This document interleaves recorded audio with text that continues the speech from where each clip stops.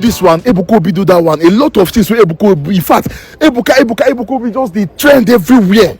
And most of them are insult. You guys are insulting this prophet. I don't discover, I do research, I can't discover. Say many people where they insult them. Now, Igbo brothers, our Igbo will supposed to come out, cover our own, whole and well. You understand? Based on my research, if I bring out research, I don't understand. If you still talk in the comment section, I'm open to learning. But with my observation, this man is doing the best he can for us. You understand? Forget the fact he's progressing. God has blessed him and he's progressing. He has done a lot of things very, very good for the society. Go to Ngwabala in Imo State. See, that place where they don't know anything about, that place don't become hot cake. Everybody, they go buy land, they invest. That place now, they hot as they follow you talk like this. Are we talking about the old people some way in do for Anambra State? A lot of things where him don't do. In fact, the truth of the matter is, if I discover all these things, I can't say Igbo brothers now they insult them, and I sometimes I feel like no, this is not supposed to be, because that man is blessed. Forget, he's blessed, he's favored, he's a man of God. This is the first time where they ever come out they talk about man of God. If you check my profile from beginning to the end, you will never see me talking about a man of God. But the reason I'm talking about this one is because I noticed the Igbo brothers are the one insulting him. Meanwhile, he's doing the best he can for us. No be more say person go come out, come bring everybody out of poverty, you know, saying a king. No, it's not. It doesn't just happen like that. It's a step-by-step process, and the fact that he's trying his best. In fact, I've never met him before. Before when I come talk, say we do no. Me I dey talk how me I take observe him. The man is a gift to the nation. He's trying. Do you understand? So I don't care about people insulting. I'm just here to correct an impression that says he is trying, and let's applaud him for what he's doing, because it's not easy providing all these things. I hear saying do this free house where you do for old people, not even the sweet papers, because you see a lot of people where don't old, their children don't abandon them. Now how are they living their life? Do you understand? So this is what government no do for us. Now in person stand up, they do them. Do you understand? So please, I beg, sir, you are doing well, and don't allow the negative vibe get to you. Keep doing what you are doing, and one day where everybody go see the good work we don't do for this Nigeria, because it's not easy. It's not easy. I know what I'm saying. It's not easy. We waited like this. We know waiting with the past now. Him where they control millions of people. It's not easy. So God bless you, sir. And please, Igbo should always appreciate ourselves. Let's appreciate ourselves, because we don't get another person. You understand? Now Igbo, we supposed to come out for each other. Mona turn up. Let's come out for each other. If I come out say I get problem, Mona turn up. If person come out saying get problem, let's turn up. Now waiting with the no Igbo for. Let's not go and misunderstand the whole thing. You understand? It's not a tribe. We know you do tribalism here. If now Yoruba come out, we see the help. This one come out, we see the help. But what I'm saying is, inside house, now we be the inside house of our own. Even the man I get taking a crime, I'm video Untouchable Comedies. Untouchable Comedies, I will hear I was quite thank you na in here. Because now, all the reason. A lot of people now, but imago, sino kahame hakwasili in me imago. A lot of people are turn deaf ears to the things in amen. And to make this thing to make this thing sweet, I couldn't have Evangelist Ebuka Obi na alone or gozo na buy free. Uno gozo na ga on na buy, and to make it very sweet, this thing beginning free. Seraphic General Hospital. Seraphic General Hospital. Mokamini de kinode. And to make it sweet na that hospital you have free. So kekwana kezi hozo unu need from this young man. Onye menwuli hafula anya. Mmadu meli hafula anya.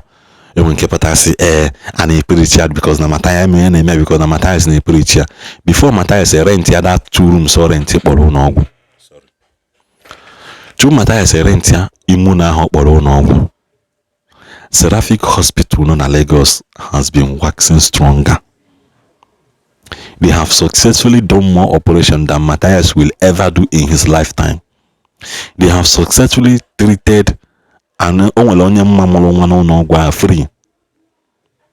Mgbe o bidoro atinenta, onye na agwa gị ngo bidoro atinenta mewe ihe ọ na-eme mụọ nwa n'ụlọọgwụ a free of charge with CS.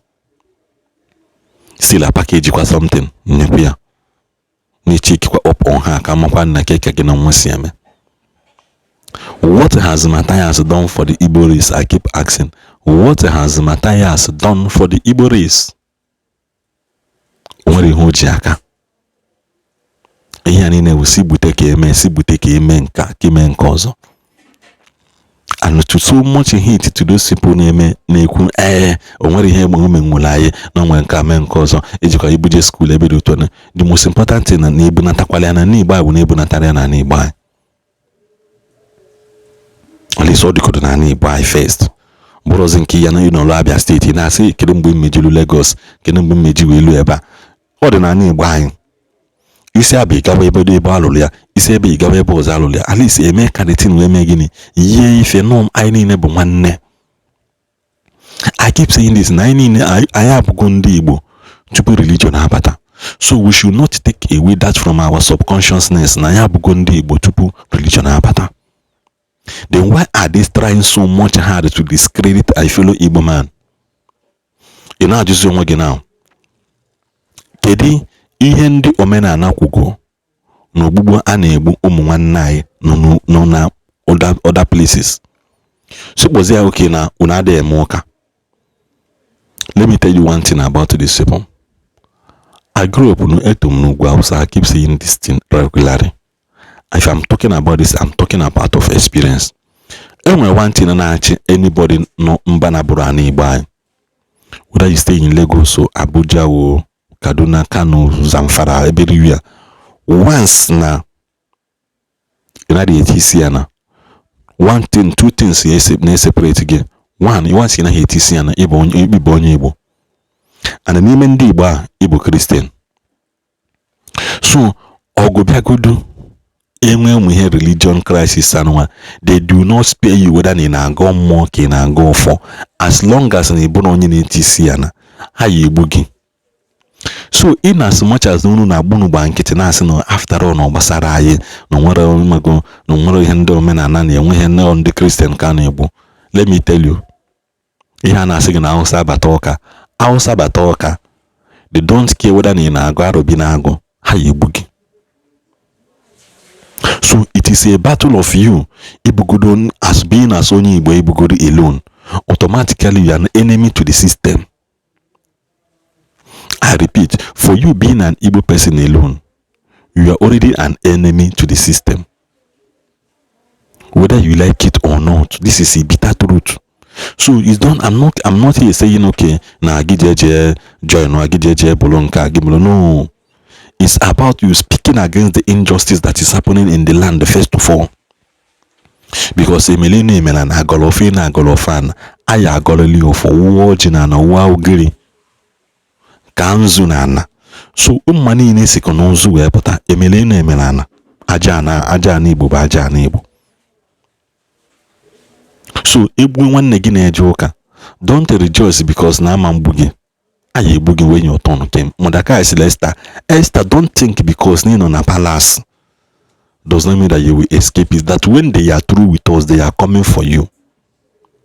It's as simple as that. Once they are through with us, they are coming for you. So the best thing you will do is, even if you cannot speak against the injustice, God will raise another person that will speak. Man, as for you, name and free. First. Malona ndano nwana egbu. Onwere ebe ọbụla egburu mmadụ today. Enwere ebe ọbụla ndị Fulani bata gbuo mmadụ today. Ndị Igbo anọrọ die. Ma ihe nwa na-asị gị na kidnap ụmụazị akwụkwọ 100 na ba. Kidnap 35 ebe ni ntọrọ ndị ụka na ichi kidati na the majority number of it bụkwa ndị Igbo. Ndị Igbo anyị nọkwa dia. Ndị Igbo anyị nọkwa dia. So ọ bụrụ na ọ metụtara gị ebe ị na-eje si na ị na-eje ụka, ọ ya emetụta nwa gị n'ebe ọ jere akwụkwọ. So whether you like it or not, it's a cycle. It is a cycle that if not treated well, it will reach your turn. You go. So sit up every time when I attack Evangelist Ebuka Obi, let us face the matter on ground now. Let us face it. So you could check I'm none. God numbers on the back.